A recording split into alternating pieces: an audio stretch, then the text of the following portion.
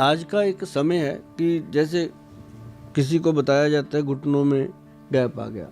Operation करवाओ। उसके लिए मैं आपको बता रहा था कि हमारे वैद्य जो हैं उन्होंने एक काला गूंद का मुझे मशवरा दिया, प्योरिटी मिल जाए। कहते जो घुटना है उसमें जो लुब्रिकेशन है, लिगामेंट खराब हुआ तो उसके अंदर लुब्रिकेशन खत्म हुआ, आवाज आने लगी, कड़ कड़ कड़ की आवाज। तो कहते उसके लिए जो ब्रीक वेन्स होती हैं, बॉडी के अंदर नसें होती हैं बारीक बारीक